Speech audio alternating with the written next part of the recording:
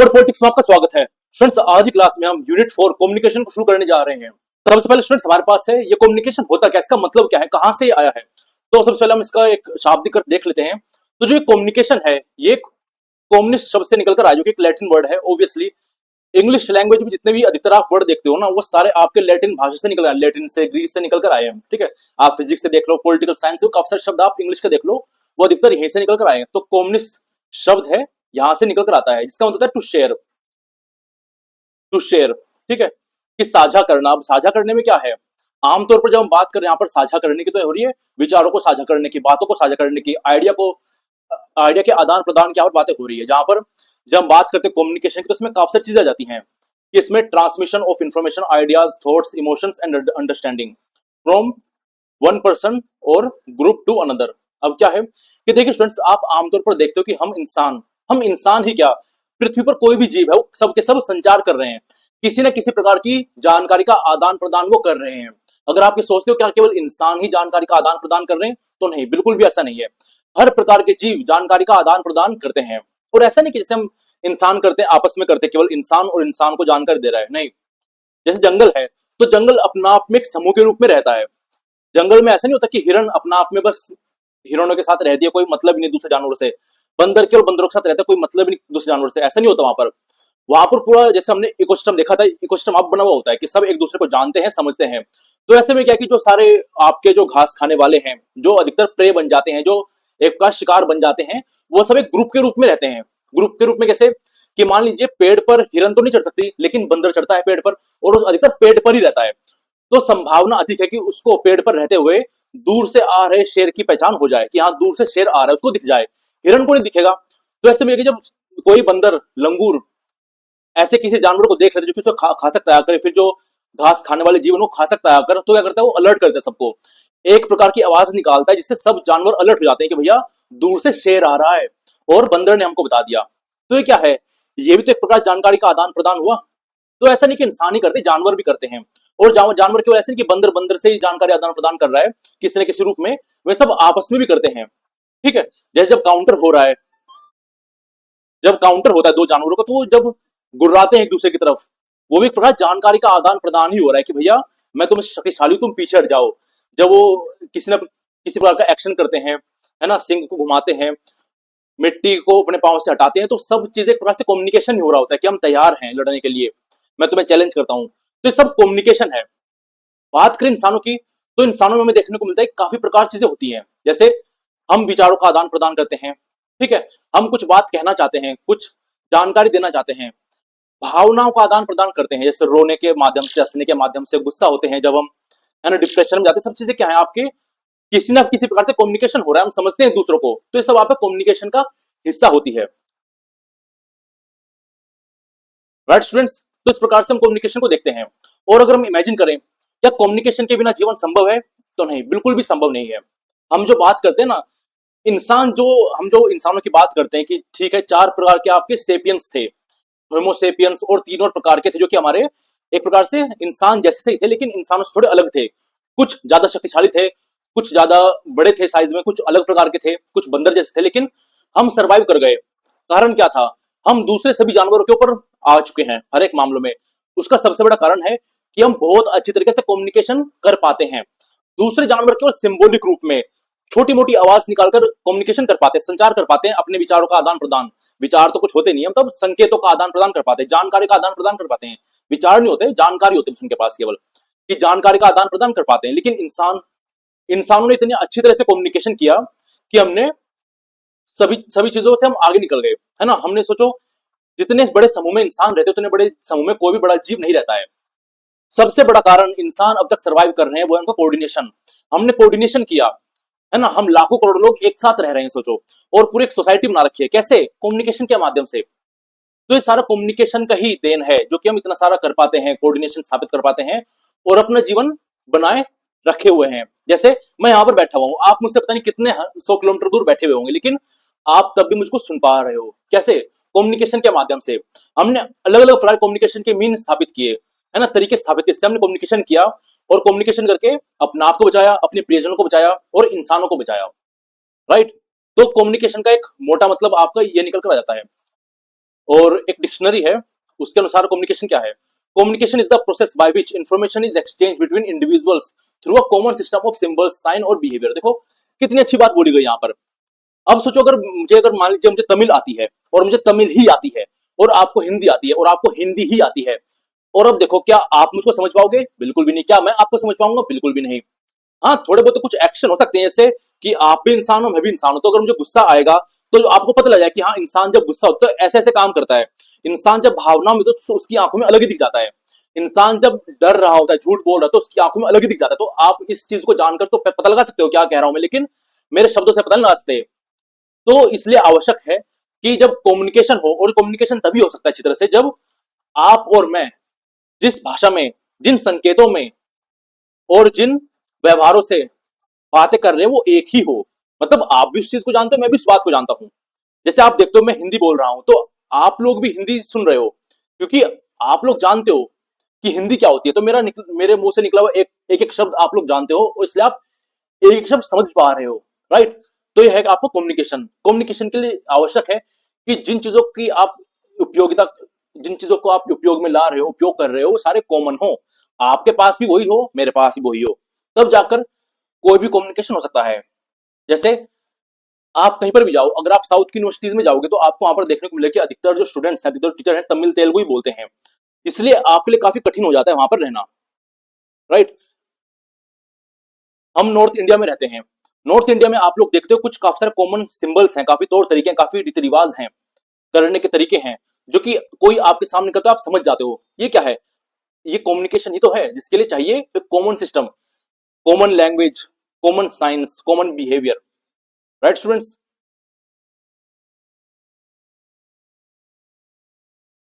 हम इसमें आगे बढ़ते हैं। अब देखिए स्टूडेंट्स, आगे हमारे पास कुछ विशेषताएं हैं, कम्युनिकेशन की विशेषताएं, कैरेक्टरिस्टिक्स हैं, संचार की विशेषताएं। ये देखो ये चीजें मिलकर संचार को बनाती है। जैसे टू वे प्रोसेस, दो तरफा प्रक्रिया। कम्युनिकेशन कभी भी एक तरफा नहीं होता। अब देखो एक तरफा जब मैं कह रहा हूं तो इसका मतलब ये है कि केवल आपका बोलने वाला है, सुनने वाला है नहीं। अगर कभी ऐसा होता है ना स्टूडेंट्स, अगर बोलने वाला है सुनने वाला नहीं है, तो समझ जाइए कम्युनिकेशन पूरा होगा ही नहीं, संचार पूरा होगा ही नहीं। संचार को पूरा होने के लिए उसमें एक सेंडर की आवश्यकता है जो संदेश भेज रहा है, और एक रिसीवर की आवश्यकता होती है जो कि संदेश रिसीव कर रहा है, प्राप्त कर रहा है। जैसे अभी हमारी क्लास चल रही है, तो आप क्लास में देख पा रहे हो कि मैं आपको मैसेज भेज रहा हूं, मैं आपके साथ बात कर रहा हूं, मैं बोल रहा हूं। तो मेरा बोलना ही मैसेज को भेजना है, संदेश को भेजना है, और आपका सुनना ही संदेश को रिसीव करना है। मान लीजिए अगर मैं पढ़ा रहा हूं और कोई सुनने वाला नहीं है, तो क्या कम्युनिकेशन कंप्लीट होगा? क्या मेरे बोलने से कुछ फायदा होगा? बिल्कुल भी फायदा नहीं होगा। इसलिए कम्युनिकेशन हमेशा टू वे प्रोसेस होता है, उसमें सेंडर और रिसीवर होता ही है। इसमें से अगर एक भी गायब हो जाएगा तो कम्युनिकेशन होगा ही नहीं कंप्लीट वो। अब आप आगे जाकर जब पढ़ेंगे तो आगे जाकर काफी सारे एग्जाम्पल ऐसे आएंगे जहां पर आप ये देखोगे कि हम वन वे की बात भी कर रहे हैं कि ठीक है, वन वे एक तरफा होना, वो आगे मैं बताऊंगा उसका एक तरफा होने का मतलब क्या है। लेकिन यहां पर समझ जाइए कि भैया कम्युनिकेशन कभी भी अकेले अकेले नहीं होता, उसमें सेंडर और रिसीवर, भेजने वाला और प्राप्त करने वाला, दोनों होते ही हैं। दूसरा, गोल ओरिएंटेड, कि भैया जो आप कम्युनिकेशन कर रहे हो ना, संचार कर रहे हो, बातें कर रहे हो, उसका कुछ ना कुछ गोल है ना? किसी न किसी बात से आप किसी के व्यवहार को प्रभावित करना चाहते हो, किसी को जानकारी शेयर करना चाहते हो, किसी के साथ अच्छे संबंध बिल्ड करना चाहते हो, कोई ना कोई आपको गोल होगा, है ना? कोई ना कोई गोल है, जानकारी देना चाहते हो क्लास के रूप में, पार्क में बैठे हो तो रिलेशन बिल्ड करना चाहते हो, है ना? बच्चों को समझाना चाहते हो, बड़ों को समझाना चाहते हो। सारी चीजें क्या है? कम्युनिकेशन कोई ना कोई गोल होता है, कुछ ना कुछ अचीव करने का होता है। और ध्यान रखिए स्टूडेंट्स, जो व्यक्ति बिना किसी गोल के बोलते जाता है ना, उसी को हम कहते हैं कि ये पागल हो गया है, क्योंकि उसको सुनने वाला कोई नहीं होता, उसके बोलने का कोई गोल ही नहीं होता, लक्ष्य ही नहीं होता। अब जब लक्ष्य ही नहीं तो इसलिए तो हम कहते हैं कि पागल हो गया, कि बड़बड़ाता जाता है। जैसे अधिकतर क्या होता है, घर में जो बुजुर्ग होते हैं वो उनका कोई सुन तो रहा होता नहीं है उनको, लेकिन वो बस बोले जाते हैं।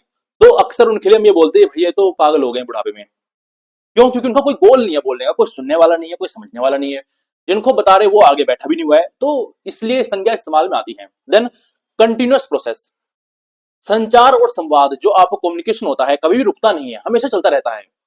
अब आप बोलोगे सर नहीं ऐसा तो नहीं है, हम तो चुप भी हो जाते हैं। साइलेंट ट्रीटमेंट जिसे कहते हैं, जैसे होता है ना काफी संबंधों में, गर्लफ्रेंड बॉयफ्रेंड में क्या होता है कि जो फीमेल काउंटर पार्ट है वो एक प्रकार से काफी शांत हो जाती है किसी कारण से, कि ठीक है तुमने गलत कर दिया, वो गलत कर दिया। अब क्या ये कम्युनिकेशन नहीं है? अभी तो कम्युनिकेशन है, जहां पर वो शांत रहकर, चुप रहकर अपनी नाराजगी दिखा रही है, ठीक है, अपना असंतोष दिखा रही है। तो एक प्रकार से वो जो इमोशंस को दिखा रही है शांत रहकर, चुप रहकर, वो भी तो एक प्रकार का कम्युनिकेशन है। आप बोल रहे हो तो कम्युनिकेशन है ही, लेकिन आप नहीं बोल रहे हो तब भी वो कम्युनिकेशन होता है। तो हमेशा चलते रहता है, ये ऐसा नहीं होता कि चल नहीं रहा है, ये हमेशा चलते रहने वाला प्रोसेस होता है। Then mutual understanding. कोई भी अच्छा संचार, कोई भी एक प्रभावी संचार ऐसा नहीं होगा कि एक तरफा, मतलब एक व्यक्ति को समझ में आ रहा हो। अगर संचार केवल एक व्यक्ति को समझ में आ रहा तो चीजें सही नहीं रहेंगी। तो इसलिए आवश्यक है कि दोनों को समझ में आए। इसका तात्पर्य यह है कि एक प्रभावी संवाद संचार तभी हो सकता है जब दोनों पार्टी समझ रहे हो, सेंडर भी समझ रहा हो और रिसीवर भी समझ रहा हो। सेंडर जो भेजने वाला है वो भी समझदार हो, ये भी समझदार हो, मतलब ये इसको कोई मैसेज भेज रहा है, इसको पूरी तरह समझ में आ रहा है, और ये जब कोई मैसेज भेजेगा तो इसको पूरी तरह समझ में आएगा, तब जाकर एक अच्छा संचार संवाद स्थापित होगा। जैसे अगर मैं आपको पढ़ा रहा हूं और अगर आपको किसी कारण से क्लास में ध्यान नहीं है तो आप नहीं समझ पाओगे अपने हिस्से से, तो इसके कारण ये होगा कि आपको चीजें अच्छी तरह समझ में नहीं आएगी और एक अच्छा संचार स्थापित नहीं होगा। राइट स्टूडेंट्स, हम आगे बढ़ते हैं इसमें।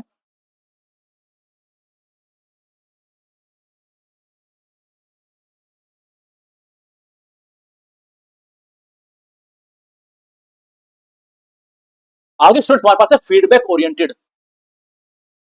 फीडबैक ओरिएंटेड, एक सेकंड स्टूडेंट्स, एक पॉइंट हमारे पास रह गया यहां पर। हाँ, तो लास्ट में आप देख पा रहे हो क्लैरिटी लिखा हुआ है, क्लैरिटी, स्पष्टता।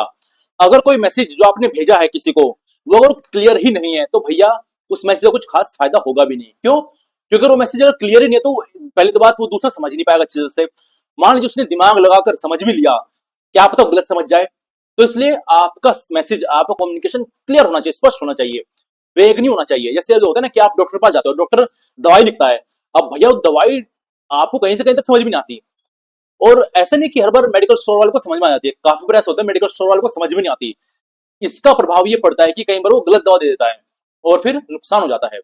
देन फीडबैक ओरिएंटेड, कि भैया कम्युनिकेशन जो होता है, संचार जो होता है ना, वो प्रतिक्रिया आधारित होता है। मतलब कभी भी ऐसा, हालांकि देखो ऐसा होता भी है, ऐसा नहीं भी होता, कि अगर आपको प्रभावी संवाद देखना है, संचार देखना है, तो उसमें फीडबैक जरूर होगा। फीडबैक होता क्या है? फीडबैक आपने अक्सर कंपनियों के उसमें देखा होगा कि मान लीजिए आप कोई सर्विसेज ले रहे हो, आप पर आपने कोई मान लीजिए वाईफाई लगवाया, आपने कोई रिचार्ज करवाया, आपने कोई बाइक ली, आपने बाइक की सर्विस करवाई, आपने कोई चीज ली नहीं, तो उसका क्या होता है, आपको फीडबैक देना होता है कि हाँ अच्छा था, एक्सपीरियंस मेरा अच्छा नहीं था। होता है ना काफी बार ऐसा। जैसे आजकल आप देखते हो ब्लिंकिट वगैरह पर काफी लोग आते हैं कि भैया रेटिंग दे देना, फीडबैक दे देना, उससे क्या होता है उनकी रेटिंग बढ़ती है, उन्हें पैसा मिलता है। तो क्या कि ये एक प्रकार से आंसर होता है आपके मैसेज का, कि मान लीजिए पर्सन है ये, मतलब सेंडर हो गया ये और रिसीवर हो गया, ये भेजने वाले प्राप्तकर्ता हो गया, इसने इसको कुछ भेजा मैसेज। अब भैया इसको कैसे पता लगेगा कि भैया मुझे इसको मैसेज पहुंच गया है? जैसे मान लीजिए अगर मैं आपसे बोलता हूं कि आपको समझ में आ गया, अब मैंने तो आपको मैसेज भेज दिया, लेकिन अब मुझे कैसे पता लगेगा कि भैया आपको समझ में आया है नहीं? अगर आप क्लास में चुप बैठे हुए हो तो मुझे नहीं पता लगेगा, या फिर यह पता लगे कि आपको समझ में नहीं आया है। लेकिन अगर आप लिखते हो कि जी सर समझ में आ गया, तो इसका मतलब ये है कि मुझे फीडबैक मिल गया। ठीक है, तो फीडबैक से क्या होता है कि स्पष्टता आती है और ज्यादा, एक जो कम्युनिकेशन की साइकिल है वो कंप्लीट होती है। जैसे आप कमेंट करते हो, हम कॉल कर रहे हैं, और कॉल में आपने देखा होगा काफी बार क्या होता है, हमको एक प्रकार से होता है जैसे कोई अगर कोई बात होता है तो हमको करना होता है कि हाँ मैं सुन रहा हूँ, मैं सुन रहा हूँ, मैं सुन रहा हूँ, कबूतर की तरह होता है ना कि हुंकारे भरना होता है। तो अगर आप ऐसे ना करो तो पहले वाले को ऐसा लगेगा भैया ये सो गया शायद, फिर वो बोलेगा क्या तुम्हें मेरी आवाज आ रही है? तो क्यों बोल रहे हैं कि उसे लग रहा है कि फीडबैक मुझे नहीं मिल रहा है हुंकारों के रूप में, तो शायद ये सुन नहीं रहा है मेरी बात। तो आपको लगातार उसको फीडबैक देना होता है हुंकारों के रूप में, है ना, जैसे कबूतर करता है, तो ऐसा आपको करना पड़ता है कि हाँ हाँ ठीक है समझ गया, तब जाकर उसको लगता है कि हाँ मेरी बात सुनी जा रही है। तो एक कम्युनिकेशन सेंडिंग के बाद, रिसीविंग के बाद जो आपका आता है वो फीडबैक होता है कि हाँ जो रिसीवर उसने जो मैसेज भेजा है आपको कि मुझे समझ में आ रहा है, वो आपका फीडबैक हो गया। Then contextual. अब भैया कभी भी कम्युनिकेशन ना किसी भी संदर्भ के बिना नहीं होता, कोई ना कोई संदर्भ होता है। जैसे अभी हम जो पढ़ रहे हैं ना, इसका संदर्भ ये कि यूजीसी नेट के बारे में पढ़ रहे हैं, संदर्भ ये कि यूनिट फोरम पढ़ रहे हैं, है ना। तो बिना संदर्भ के अगर मैं बोलना शुरू कर दूं, मान लीजिए अभी हमें, आपको पता है और मुझे पता है कि हम यूनिट 4 पढ़ रहे हैं, यूनिट 4 हमने शुरू ही की है, लेकिन अगर ये लेक्चर में, ये वीडियो में क्लिप काट कर किसी को दिखा दूं, रेंडमली दिखा दूं, अब ना उसको ये पता लगेगा भैया यूजीसी नेट के बारे में पढ़ा रहा है, किसके बारे में पढ़ा रहा है, क्या पढ़ा रहा है, क्या नहीं पढ़ा रहा है। तो संवाद संचार आपका कंटेक्चुअल होता है, संदर्भ सापेक्ष होता है, संदर्भ पर आधारित होता है, ठीक है, बिना संदर्भ के नहीं होता वो। देन वर्बल नॉन वर्बल, कि भैया जरूर नहीं कि वो बोलने पर हो कि मैं शब्दों का इस्तेमाल कर रहा हूं तभी हो, बिना शब्दों के इस्तेमाल से भी हो सकता है। कैसे? साइन लैंग्वेज की, ठीक है, हम इशारे करते हैं, है ना, हम इमोशंस दिखाते हैं, उसमें कोई बोलते नहीं हम, लेकिन ये हमारे गेस्चर्स हैं, हमारे सिंबल्स, हमारे फेशियल एक्सप्रेशन है, जिसके माध्यम से हम अपनी जानकारी दूसरों को दे रहे हैं। ये क्या होता है, आपको नॉन वर्बल कम्युनिकेशन कहलाता है। और जो लिखकर बोलकर जो जानकारी दी जाती है, मैसेज दी जाता है, वो आपका वर्बल कम्युनिकेशन कहलाता है, जो कि आगे आएगा आपका। तो देखो ये सारी विशेषताएं होती हैं, और आगे भी है क्या, तो हाँ आगे भी है। मीडियम बेस्ड, कि भैया संचार हमेशा माध्यम आधारित होता है। ऐसा नहीं होता कभी भी कोई माध्यम ही नहीं है तो हो जाएगा। जैसे आप देखते हो स्पेस है, ये आपका सन है, ये आपकी अर्थ है। आप जानते हो कि अर्थ के बाहर वैक्यूम है, और वैक्यूम में साउंड ट्रेवल नहीं कर सकता, साउंड होता नहीं है। सोचो अगर साउंड ट्रेवल कर सकता होता, ऐसा नहीं साउंड नहीं है, लेकिन वो ट्रेवल नहीं कर सकता, क्योंकि उसे चाहिए पार्टिकल्स मूव करने के लिए, यहां से टकराकर यहां पर टकराकर यहां पर टकराकर आपके कानों तक आ गया। अगर आप यहाँ पर खड़े हो और आपका दोस्त यहाँ पर खड़ा है और बीच में वैक्यूम है, तो भैया कितनी भी कोशिश कर लो, आपको आपका दोस्त सुन नहीं पाएगा। क्यों? क्योंकि वो एयर पार्टिकल्स होते हैं जिससे टकराकर आपकी आवाज आपके दोस्त तक पहुंचती है, लेकिन स्पेस में तो कुछ भी नहीं होता। इसलिए स्पेस की जो भयानक भयानक आवाजें होती है ना, मिल्की वे फट गया, ब्लैक स्टार कोलैप्स हो गया, ये सारी चीजें जो आवाजें होती है ना, बहुत खतरनाक खतरनाक, ये आपको सुनाई नहीं देती। क्यों? क्योंकि यहाँ पर आपका वैक्यूम है, हवा ही नहीं है, मीडियम ही नहीं है। तो भैया कम्युनिकेशन होने के लिए मीडियम की आवश्यकता होती है। मीडियम ऐसे नहीं कि हवा, मीडियम मतलब जैसे बोलकर, लिखकर, एक्सप्रेशन देकर, है ना, फोन कॉल के माध्यम से, सारे मीडियम है आपके। बिना मीडियम में कोई मैसेज ट्रांसफर होता ही नहीं है। देन धारणा पर आधारित, भैया आप जिस धारणा से प्रभावित हो, जो परसेप्शन आपका है, ये प्रभावित करता है कि संवाद संचार आपका क्या होगा क्या नहीं होगा। वो कैसे है कैसे नहीं, आगे हम देखेंगे उसको। राइट स्टूडेंट्स, यहां तक चीजें क्लियर है आपको? आगे इसमें हम एलिमेंट्स को देखने वाले हैं, जहां पर हम देखेंगे कि सेंडर क्या होता है, मैसेज क्या होता है, कोडिंग एनकोडिंग क्या होती है, चैनल क्या होता है, फीडबैक क्या होता है, डिकोडिंग रिसीवर क्या होता है, बैरियर्स क्या होते हैं, सारी चीजें हमारे सामने आने वाली है। तो ठीक है स्टूडेंट्स, इसमें आगे बढ़ते हैं। आगे हमारे पास है एलिमेंट्स ऑफ कम्युनिकेशन, की संचार के प्रमुख तत्व कौन कौन से हैं, जिनके बिना संचार हो ही नहीं सकता। एक प्रकार से पार्ट्स हैं आपके, कि पार्ट्स मिल मिलकर आपका पूरा वो काम होता है। तो वैसे यहां पर चीजें हो रही है क्या, कि ये सारे पार्ट्स हैं, इनके बगैर कम्युनिकेशन पूरा होगा ही नहीं, कम्युनिकेशन कुछ होगा ही नहीं। जैसे आप यहां पर देख पा रहे हो डायग्राम में। अच्छा स्टूडेंट्स, जो पेपर 1 के स्टूडेंट्स जो पेपर 2 में नहीं है हमारे साथ, वो देख पा रहे होंगे कि आज क्लास थोड़ा अलग प्रकार से हो रही है ना, थोड़ा अलग प्रकार से इंटरफेस आपको देखने को मिल रहा है ना। पूरा जो साइड में पूरा डायलॉग बॉक्स रहा करता है, वो सारी चीजें नहीं है, पूरा स्क्रीन जो आपकी पीपीटी होनी चाहिए वही केवल आपको दिखाई दे रही है, और कुछ आपको यहाँ पर दिखाई नहीं दे रहा है, जिसके कारण आपको थोड़ा जो टेक्स्ट है यहाँ पर थोड़ा और लार्जर साइज में दिखाई दे रहा है। राइट, तो एलिमेंट्स ऑफ कम्युनिकेशन प्रोसेस, जैसे आप यहाँ पर देख पा रहे हो, सेंडर होता है, मैसेज होता है, फिर encoding, media, decoding, receiver, then receiver से फीडबैक आना, है ना। देखिए आप यहाँ पर देख रहे हो कि यहाँ पर क्या हो रहा है, कपल बैठे हुए हैं, ये लड़की है, लड़का है ना, पहला नशा पहला खुमा। तो ये मैसेज भेज रही है, ये मैसेज भेजने वाली है, मैसेज ये है। अब देखो एनकोडिंग हो रही है। एनकोडिंग का मतलब होता है कि आप जो बात कहना चाहते हो ना, देखो कोई भी मैसेज जो होता है ना, आपके दिमाग में होता है ना, आप समझते हो आपके दिमाग में होता है। और अब ऐसे तो होता नहीं कि आपने इस प्रकार से किया और दूसरे व्यक्ति को समझ में आ गया कि भैया क्या कहना चाह रहे हैं, इसे टेलीपैथी कहते हैं, ऐसा नहीं होता। तो क्या होता है कि आपको अपने विचारों को एक भौतिक रूप देना होता है। भौतिक रूप कैसे भी, एक्सप्रेशन के माध्यम से, बोलकर, या फिर व्हाट्सएप पर लिख कर। तो ये क्या क्या आप एनकोड कर रहे हो, आपके मन में जो विचार है उनको आप शब्दों में पिरो रहे हो, हिंदी इंग्लिश किसी भी लैंग्वेज में पिरो रहे हो, इमोजी से पिरो रहे हो। और ये मीडियम जो इंटरनेट है, इसके माध्यम से इसके पास गया, मोबाइल पे गया, और मोबाइल ने डिकोड किया उसको। ठीक है, अब देखो मोबाइल, यहाँ पर एक मोबाइल था, यहाँ पर एक मोबाइल था, यहाँ पर एक टावर है। अब अगर ये कुछ मैसेज भेज दिया कि बाबू ने खाना खाया, ऐसे करके कुछ, देखो स्टूडेंट्स एग्जाम्पल है केवल आपको समझाने के लिए, ऐसा कोई सीरियस वगैरह नहीं लेना इनको, है ना, जस्ट एक नॉर्मल करने के लिए। तो क्या है कि खाना खाया, अब टावर तक जो मैसेज जाएगा ऐसे हो जाएगा कि यहाँ पर खाना खाया, ऐसे तो नहीं होगा। ये कुछ सिग्नल्स में कन्वर्ट हो जाएगा, और सिग्नल से फिर इसके मोबाइल में पहुंचेगा, और मोबाइल में कन्वर्ट हो जाएगा कि खाना खाया। अब ये इसको रिसीव होगा, फिर ये भेजेगा कि नहीं खाया, है ना। तो अब इस प्रकार से कम्युनिकेशन आपका होता है। फीडबैक यही है जो कि ये व्यक्ति इसको दे रहा है ना, आंसर के रूप में। राइट, आगे जाकर ये वापस से डायग्राम आएगा आपका। इससे पहले मैं सारे एलिमेंट को देख लेते हैं। सबसे पहला आपका जो है इसमें, वो है आपका सेंडर। सेंडर कह लो, सोर्स कह लो, कम्युनिकेटर कह लो, ठीक है, प्रेक्षक, स्रोत, कुछ भी कह सकते हो आप इसको। ये कौन होता है? ये वो व्यक्ति होता है जो कि किसी प्रकार का मैसेज शुरू करता है, किसी प्रकार का कम्युनिकेशन शुरू करता है। कैसे? ये वही व्यक्ति जो कि कोई ना कोई मैसेज शुरुआती रूप में देना चाहता है। इसका रोल क्या होता है? इसका रोल ये होता है कि जो इसके मन में विचार आ रहे हैं ना, उसको ऑर्गेनाइज करेगा, ओरिजिनेट करेगा, सॉरी, ओरिजिनेट मतलब अब यहां से चीज शुरू हो रही है ना। जैसे अगर मान लीजिए कोई दोस्त, दो दोस्त जा रहे हैं, ये इधर से आ रहा है, ये इधर से आ रहा है, और अब इसने इसको देख लिया, अब ये इसको बुलाना चाहता है, तो अब क्या होगा? ये मैसेज जनरेट करेगा कैसे भी कि हो भाई क्या हाल है, कैसे हो भैया, है ना, राम राम, इस प्रकार से कुछ भी बोलेगा वो। तो आज इसने मैसेज को जनरेट किया, आइडिया को जनरेट किया, है ना, इसके अंदर भावनाएं आई किसी प्रकार से, खुशी की या फिर किसी प्रकार से। तो जो कुछ भी हो रहा है यहां पर हो रहा है, सेंडर के तरफ से हो रहा है, इसके दिमाग में हो रहा है। एग्जाम्पल के रूप में टीचर है, टीचर स्टूडेंट को कोई ना कोई कॉन्सेप्ट समझाना चाहती है, जैसे मैं आपको समझा रहा हूं, तो मैं क्या हो गया? मैं हो गया सेंडर, क्योंकि मेरे दिमाग में आइडिया आ रहे हैं, मैं आपको जानकारी देना चाह रहा हूं, मैं आपको समझाना चाह रहा हूं, तो मैं हूं सेंडर, राइट। वह व्यक्ति, ये संस्था जो संचार की प्रक्रिया शुरू करता है कि यहां से अब चीजें शुरू होंगी। Second, message. अब देखो, मैं शुरू करने वाला हूं, लेकिन मुझे क्या शुरू करना है? कम्युनिकेशन शुरू करना है, लेकिन कैसे शुरू करूंगा? कुछ ना कुछ तो मुझे ठोस लेना पड़ेगा ना अपने पास। तो क्या है? वो है मैसेज। भैया ऐसे हवा तो मैं नहीं वो करूंगा कि हवा में चीजें जा रही हैं, ऐसे नहीं होता। आपको कुछ ना कुछ मैसेज देना पड़ेगा, कुछ ना कुछ मैसेज रखना पड़ेगा अपने पास कि हाय हेलो, कैसे हो, कैसे नहीं हो, है ना, कहाँ थे अब तक, ये सब आपके मैसेज हैं।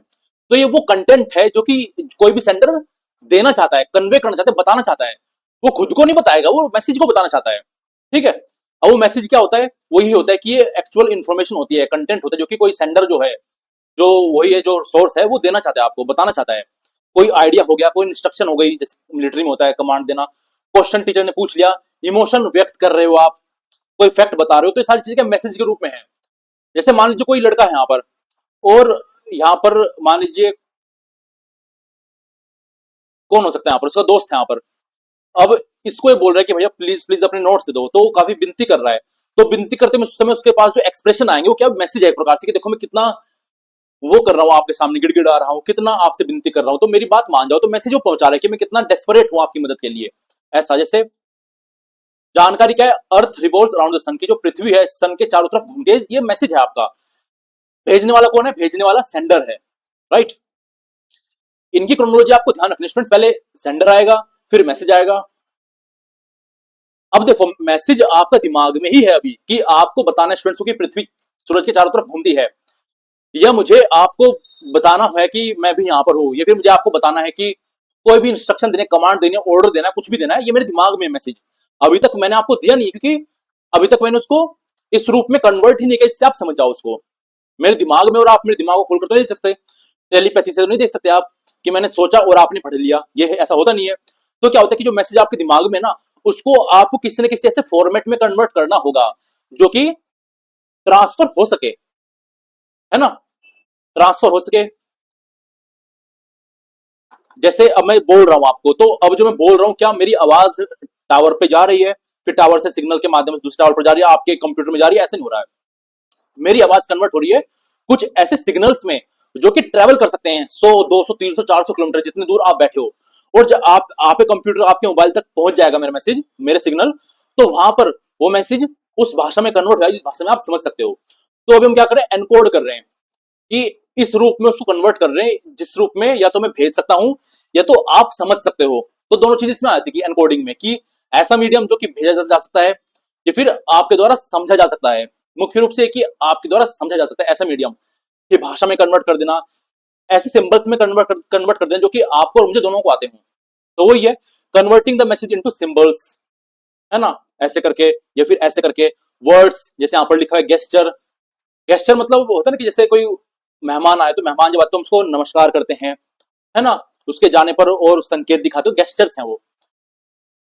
और कोई दूसरा फॉर्म के लिख कर, किसी भी रूप में बोलकर, ये सारे आप क्या है? एनकोड करना है, भाषा में एनकोड करना। इसका महत्व ये होता है कि भैया आपका कम्युनिकेशन कैसा होगा, अच्छा होगा, बुरा होगा, आपके एनकोडिंग पर ही डिपेंड करता है अधिकतर। जैसे अब मैं आपको कम्युनिकेशन चैप्टर पढ़ाना चाहता हूं, लेकिन अगर मैंने नोट्स काफी वेग बना दिए हैं, बिल्कुल पैराग्राफ के पैराग्राफ लिख दिए हैं, फिर कुछ उल्टे सीधे शब्द लिख दिए, तो आपको समझ भी नहीं आया। क्यों? क्योंकि मैंने अपने मैसेज को अच्छी तरह से एनकोड किया ही नहीं है, ठीक है। तो उसकी वजह से क्या हो कि अच्छा मैसेज नहीं बन पाएगा आपका। जैसे टीचर है, टीचर बोर्ड पर लिख रही है, या फिर बोल रही है कोई सेंटेंस, अब उसका बोलना, उसका लिखना, वो क्या एनकोड करना, उसका मैसेज जो कि उसके दिमाग में है। जैसे आपके दिमाग में है कि मेरे दोस्त ने खाना खाया नहीं खाया, अब आपको उससे पूछना तो आप करोगे, लिखोगे व्हाट्सएप पर टिक टिक टिक टिक करके, तो आपने जो लिखा वो क्या किया, आपने एनकोड किया, अपने विचारों को एनकोड किया आपने। देन चैनल या फिर मीडियम, अब ये क्या होता है, ये वो माध्यम है या ये वो रास्ता या वो ट्रक है जिस पर बैठकर आपका जो मैसेज है वो शब्दों में आकर एनकोडिंग होकर अब वो जाएगा कहां तक, रिसीवर तक जाएगा वो, क्योंकि बीच में काफी दूरी है। दूरी कैसी भी हो सकती है, हवा है, हवा के माध्यम से जाएगा, पोस्ट के माध्यम से जाएगा, नेटवर्क के माध्यम से जाएगा, फोन कॉल के माध्यम से जाएगा, कैसे भी जा सकता है, आपका मीडियम कहलाता है, चैनल कहलाता है आपका। जैसे यहाँ पर लिखा है मेथड, ये मीडियम जिसके माध्यम से कोई मैसेज ट्रांसमिट होता है, एक जगह से दूसरी जगह पर जाता है, जैसे वर्बल बोलकर मौखिक वाणी के रूप में, लिखित पत्र ईमेल के रूप में, देखकर दृश्य के रूप में, ठीक है, संकेत हो गया, कोई सिंबल वीडियो हो गई, फिर भौतिक रूप में कि हाव भाव आपके देखकर, बॉडी लैंग्वेज देखकर, ये सब चीजें क्या है, सब चीजें संकेत हैं जिनको आपकी बॉडी एनकोड करती है और आप फिर उसे रिसीव करते हो। एग्जाम्पल, आपकी आवाज, आप स्पीच दे रहे हो तो क्या हो रहा है, ये आप बोल रहे हो तो बोलने के माध्यम से आपने जो बोला वो हवा के माध्यम से आप तक पहुंच रहे, तो हवा के यहां पर मीडियम हो गई। मेरे पास पत्र है, मैंने उस पर लिखा और आप तक भेज दिया, तो पत्र क्या है, मीडियम हो गया। मैंने इंटरनेट ओपन किया, आपको मैसेज लिख दिया हाय, तो इंटरनेट क्या है, वो मीडियम है, इंटरनेट के माध्यम से मैंने आपको मैसेज भेजा और आपको मैसेज मिल भी गया। देन आता है आपका डिकोडिंग। अब देखो डिकोडिंग में क्या है, डिकोडिंग का जो स्टेप है स्टूडेंट्स, वो आता है आपका रिसीवर से पहले। अब आप बोलोगे सर रिसीवर से पहले कैसे, मतलब पहले वो रिसीव करेगा तभी तो डिकोड करेगा ना, नहीं ऐसा नहीं होता है। क्योंकि देखो रिसीव करने का मतलब ये नहीं कि मैंने हाथ में पत्र उठा लिया, हाथ में पार्सल ले लिया, है ना, ऐसा नहीं होता। आपका दिमाग जो होता है ना वो करता है, वो उस तक पहुंचने वाली बातें होती हैं। तो डिकोडिंग में क्या होगा, डिकोडिंग में ये है कि जो आपने मैसेज एनकोड किया था शब्दों में, बोलने के माध्यम से, सिंबल्स में, गेस्चर में, किसी भी रूप में, उसको यहाँ पर डिकोड किया जाएगा। ठीक है, डिकोड किया जाएगा, डिकोड करके उस भाषा में कन्वर्ट किया जाएगा, उस रूप में कन्वर्ट किया जाएगा जो कि आप समझ सकते हो। ठीक है, आप लिखा process by which receiver interpret और अंडरस्टैंड द मैसेज, कि ये प्रोसेस के माध्यम से रिसीवर जो है मैसेज को समझता है। अभी डिपेंड किस चीज पर करता है, डिपेंड करता है रिसीवर की नॉलेज पर। जैसे मैंने आपको बताया था कि कम्युनिकेशन तभी अच्छा हो पाएगा तभी जब रिसीवर और सेंडर दोनों को एक ही भाषा आती हो, एक ही सिंबल आते हो, लगभग एक ही जगह से वो आते हो, तब जाकर एक दूसरे को समझ पाएंगे। तो ऐसे में क्या कि अगर रिसीवर के पास अच्छी नॉलेज है तो वो समझ जाएगा। जैसे होता है ना क्लास में टॉपर होता है, टीचर एक बार में समझा दे वो समझ जाता है, क्यों, क्योंकि टॉपर के पास पहले से उस चीज का ज्ञान होता है, तो समझ जाएगा, वो डिकोड कर लेगा, भाषा को डिकोड कर लेगा, आपके एक्सप्रेशन को डिकोड कर लेगा। जैसे स्टूडेंट है, स्टूडेंट ने टीचर की बात सुनी और उसको इंटरप्रेट कर लिया कि हाँ टीचर ये कहना चाहता है, ये कहलाता है आपका एनकोडिंग। इसके बाद आएगा आपका स्टूडेंट्स रिसीवर। अब आप बोलोगे सर रिसीवर तो पहले आएगा ना, तो पहले वो रिसीव करेगा फिर डिकोड करेगा, नहीं ऐसा नहीं होता। पहले वो डिकोड होगा, डिकोड करके वो मैसेज निकलेगा उसमें से जो उसके दिमाग में जाएगा, दिमाग में जाकर तो रिसीव होगा ना, दिमाग में जाएगा उसके, तभी तो समझ में आएगा। कि जब आपने लिखकर भेजा कि भैया, तब किसी ने लिखकर भेजा कि बाबू ने खाना खाया, अब उसने इंग्लिश में अगर भेजा है तो अब जो रिसीवर है पहले उसको डिकोड करेगा ना कि वो इंग्लिश में जो लिखा हुआ है, इंग्लिश में जो लिखा हुआ है कि इंग्लिश शब्द है लेकिन बोलो हिंदी रहा है, उसको डिकोड करेगा, डिकोड करके फिर तो समझ में आएगा उसको, जब समझ में आएगा तभी वो रिसीव कर पाएगा। तो रिसीवर तभी आता है आपका कि ग्रुप पर्सन जो रिसीव कर रहा है या फिर इंटरप्रेट कर रहा है मैसेज को। ठीक है, कि रिस्पॉन्स जो आएगा आपका, जैसे स्टूडेंट्स होते हैं क्लासरूम में वो करते हैं। अब ये हो गया आपका।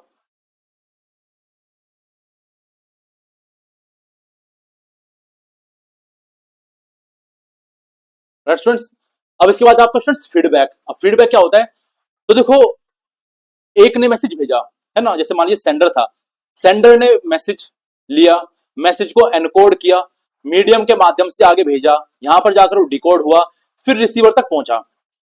अब भैया इसे कैसे पता लगेगा भैया मैसेज का पहुंचा नहीं पहुंचा है, फिर जिस प्रकार से पहुंचाना चाह रहा था उस प्रकार से पहुंचा नहीं पहुंचा, तो ऐसे में होगा कि ये इसको मैसेज करेगा कि भैया मेरे पास पहुंच गया। अब कायदे से ये भी एक प्रकार से मैसेज ही है, लेकिन ये कहलाएगा आपका फीडबैक